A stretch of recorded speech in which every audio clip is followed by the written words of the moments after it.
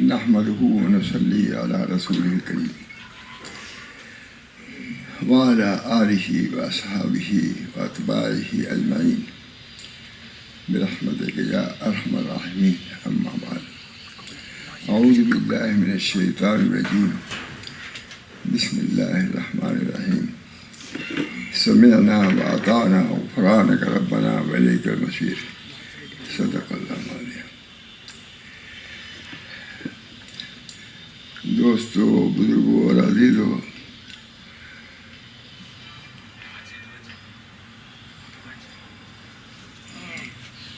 اس وقت خود میرا دل متاثر ہے.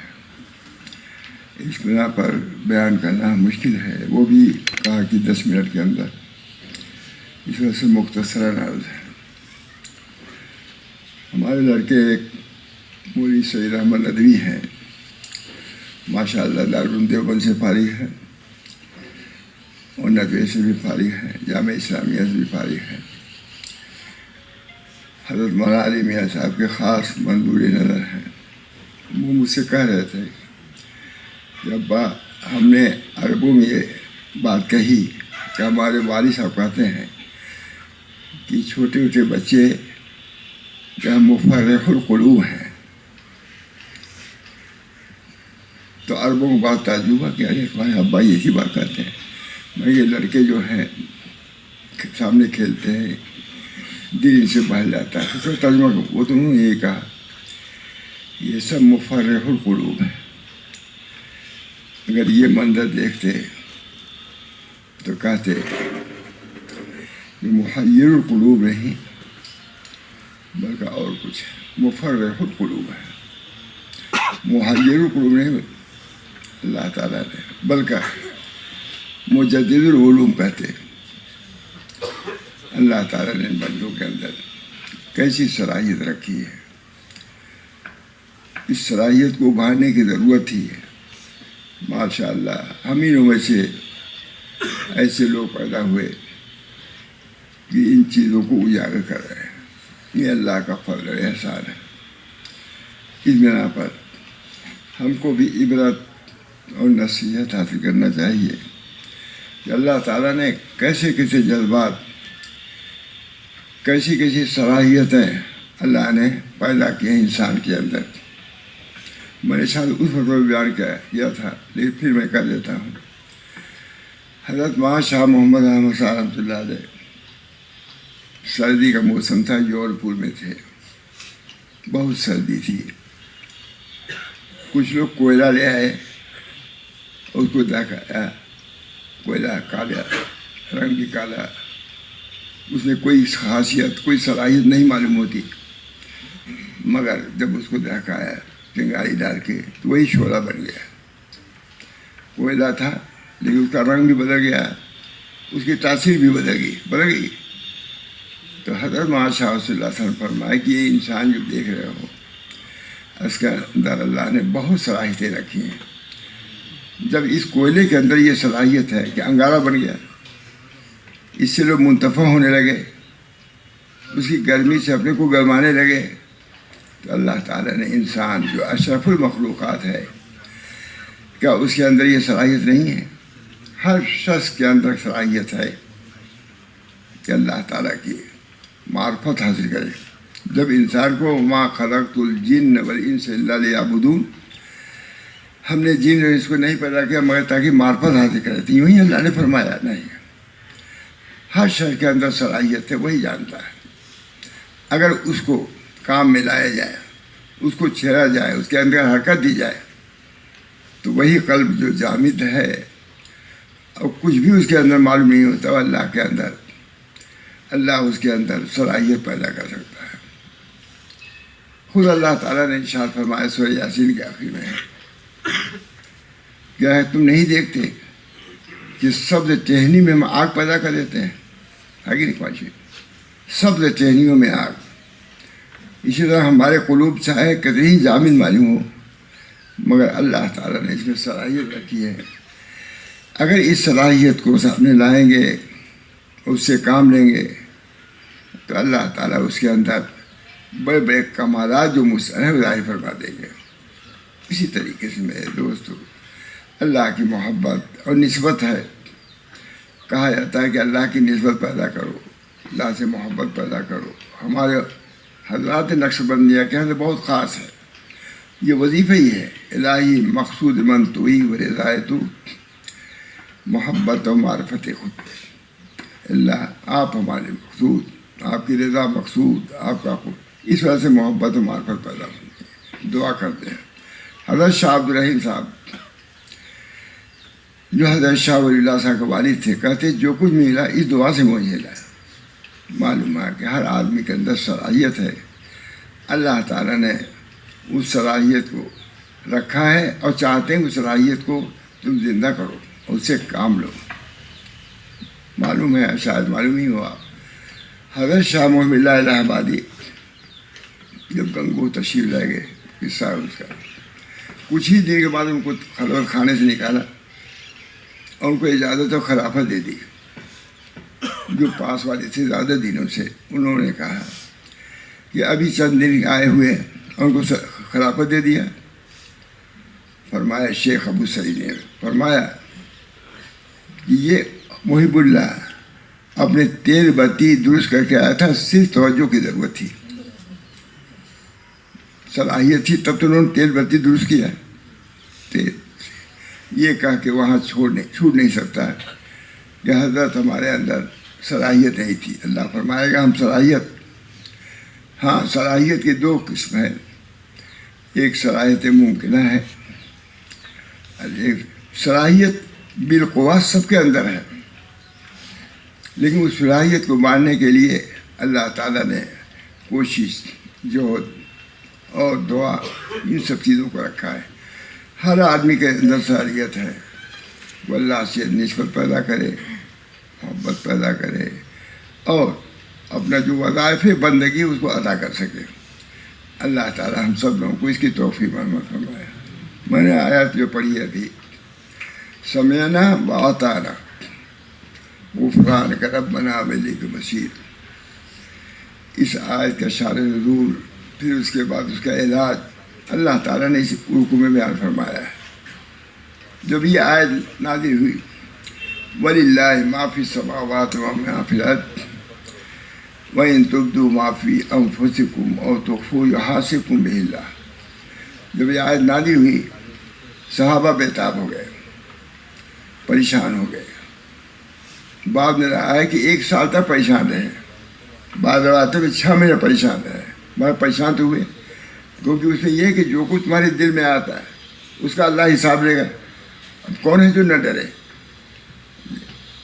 اور ڈرنا حد سے زیادہ ہو گیا. تو رسول اللہ صلی اللہ علیہ وسلم نے بلایا، یہاں مرشد کی ضرورت آ گئی. جو راستے میں پیچیدگیاں آتی ہیں تو اس وقت مرشد کام آتا ہے. ساری امت کے مرشد نبی اکرم صلی اللہ علیہ وسلم ہیں. اس پریشانی میں ابوبکر صدیق بھی تھے، حضرت عمر بھی، سب لوگ ہیں. جو کچھ دل میں ہے اللہ اسے حساب لے گا، جس کو چاہے عذاب دے گا، جس کو چاہے کہ آج سب معلوم ہے، زیادہ تفصیل نہیں ہے. صحابہ کرام سب مضطرب ہو گئے. بہت بعد میں ہے کہ 6 مہینے بالوں کا نہیں، 1 سال عیال علوم میں یہ پریشان رہے. جب دیکھا نبی اکرم صلی اللہ علیہ وسلم نے، جب مرشد اعلیٰ مرشد تھے، انہوں نے فرمایا کہ ہمارے صحابہ خود بھنور میں پھنس گئے. تو بہت بڑا طریق میں بہت زیادہ یہ خطرناک ہے کہ تحیر میں آدمی آ جائے. کیا کرے گا جب تحیر میں آگے بڑھ ہی نہیں سکتا. معلوم ہو جائے کہ راستے میں یہ شیر ہے، جائے گا آگے تحیر میں. اور نبی اکرم صلی اللہ علیہ وسلم آئے، ارشاد فرمایا کہ تم لوگ کیا کر رہے ہو؟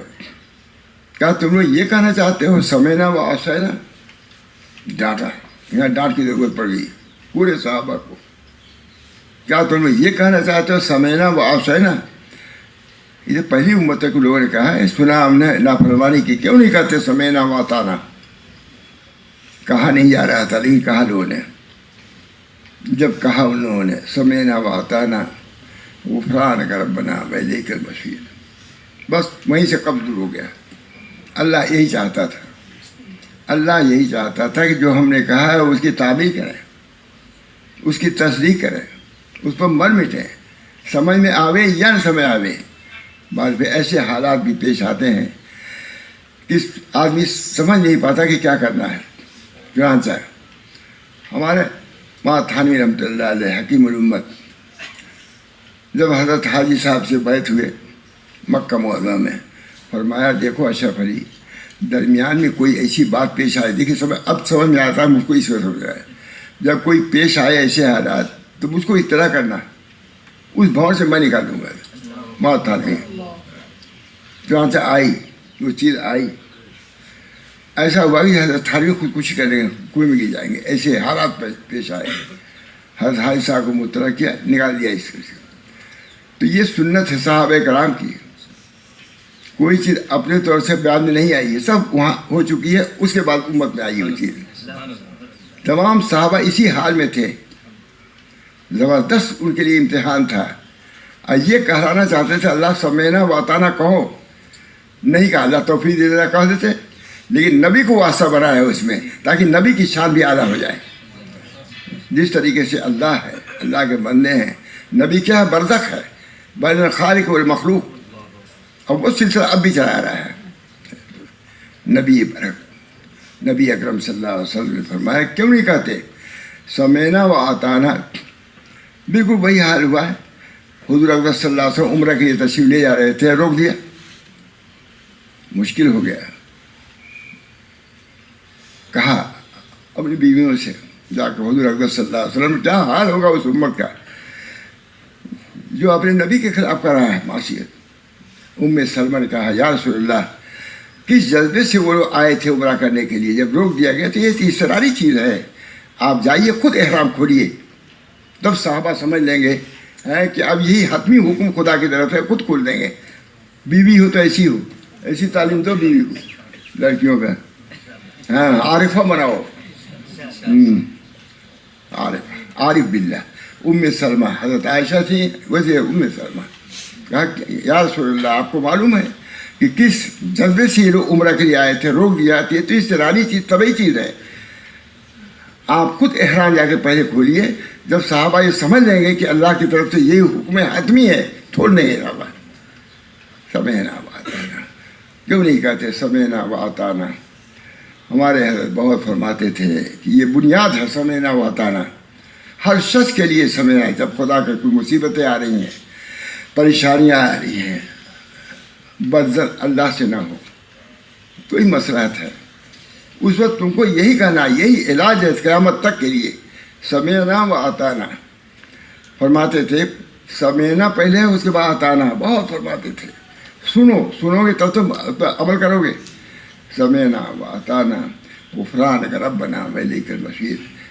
اب اللہ کی طرف سے دیکھیے رخصتیں آ رہی ہیں، لا یکلف اللہ نفسا، کیا تم سمجھتے ہیں میں اپنے بندوں پر ظلم کروں گا؟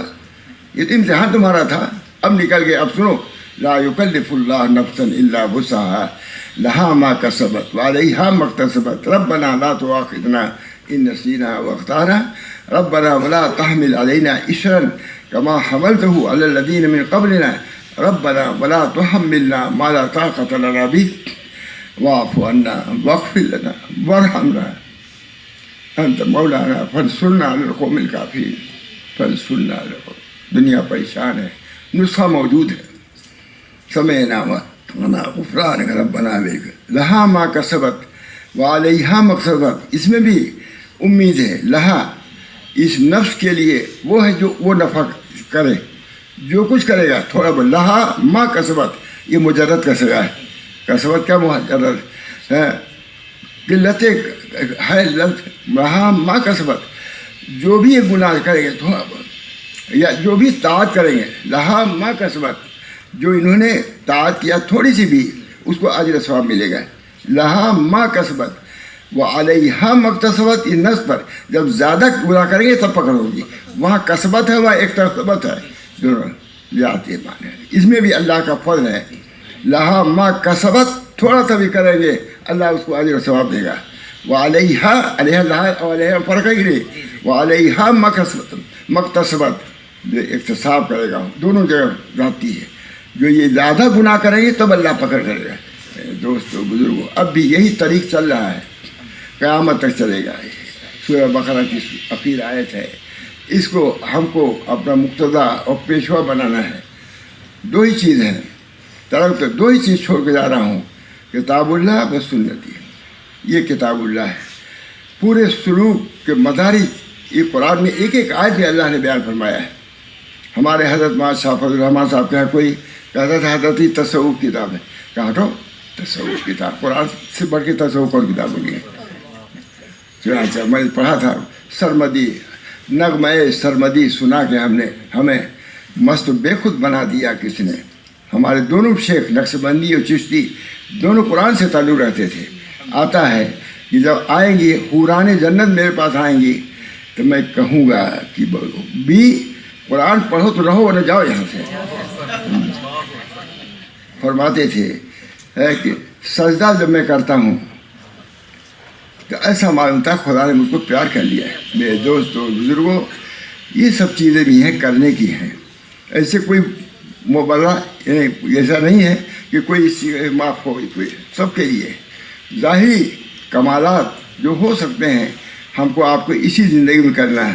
کہ باطنی کمالات بھی ہیں، انہی کمال کو حاصل کر کے سید سلمان ندوی گئے تھے وہاں تھانوی کا. کسی نے پوچھا آنے کے بعد کہ آپ نے کیا پایا تھا تھانوی کا؟ آپ گئے تھے علامہ زمان ہو کر کے گئے تھے، کیا پایا؟ کہا اپنے جہل کا مجھ کو علم ہو گیا ہے. میرے دوستو بزرگوں، کبھی علم سے استغنا نہیں ہے. آپ کو بڑھنا ہے علمی اعتبار سے بھی، چھوڑنا نہیں ہے. اور جب علم بڑھے گا معرفت بڑھے گی، معرفت بڑھے گی خشیت آئے گی، خشیت ہوگی اللہ والے ہو جاؤ گے. بہرحال یہ مختصر بیان ہے جو آپ لوگوں کی توجہ سے میں نے بیان کر دیا ہے. اللہ تعالیٰ مجھے بھی ان باتوں سے متاثر ہونے کے پہلے متاثر ہی ہونا ہے، اس کی تصدیق کرنا. پہلے تصدیق تو کرو کہ یہ قرآن کی آیات ہے اور قرآن کے معانی و معارف ہے. اللہ ہم سب لوگوں کو اس سے متاثر بھی فرمائے اور عمل کی توفیق بھی دے اور اپنے قرب و قبول سے ہم کو نوازے اور اپنی رضا اور خوشنودی سے ہم سب لوگوں کو مشرف فرمائے. دعا کی اللہ تعالیٰ اس ادارے کو بھی باقی رکھے. بہت ہے محیر العقول، میں نے کہا نا مفرح القلوب نہیں، اب تو محیر القلوب ہے. اور مجدد الایمان بھی ہے. تجدید ایمان کو تجدید کرنا ہے کہ ایسے لڑکے ایسا پڑھتے ہیں. تجدید ہے جو میں نے کہا کہ ہر آدمی کے اندر صلاحیت ہے تو ثابت ہو گئی نہیں. مجدد ایمان کی تجدید کرو کہ اللہ تعالیٰ سب کچھ کر سکتا ہے. تمہارے اندر کتنی بے صلاحیت ہے، توجہ کرو. اللہ توجہ سے سب کچھ اللہ دے سکتا ہے. کوئی اس کا ما ینفدو ینفدو ما عندکم ینفدو وما عند اللہ باق. جو تمہارے پاس ہے چاہے روپیہ پیسہ علم عمل جو کچھ ہے فنا ہونے والا ہے، لیکن اللہ کے ہاں وہ باقی ہے. علم بھی باقی ہے، بڑھتے ہی جائے گا. حضور صلی اللہ علیہ وسلم پر علم کا ایسا القاء ہوگا کہ علم بڑھتے ہی جائے گا. وہاں خود وہ فرمائیں گے لا عین رات ولا سمعت وما خطرہ اللہ خطرہ اللہ قلب بشر. اس کے بارے میں علماء لکھتے ہیں کہ ایسے ایسے علوم آئیں گے، جیسے ایسی ایسی صورتیں آئیں گی آنکھیں خیرہ ہو جائے گی. اس لیے ایسے ایسے گانے سنو گے، کان ایسے گانے بھی ہوتے ہیں. ہم لوگ تھے معمولی گانوں پر عیاشو یہ ہے وما خطرہ اللہ قلب بشر. قلب بشر پر ایسے علوم آئیں گے معارف کو حیران ہو جائیں گے. تو ہم نے ترمذی کے حاشیے میں پڑھا، بخاری کے حاشیے میں پڑھا، یہ کہاں کے علوم ہے؟ یہ اللہ کا علم ہے. علمنی ربی فاصلہ تعلیم. دعا کیجیے اللہ تعالیٰ ہم سب لوگوں کو قبول فرمائے. اللہم صلی اللہ علیہ وسلم.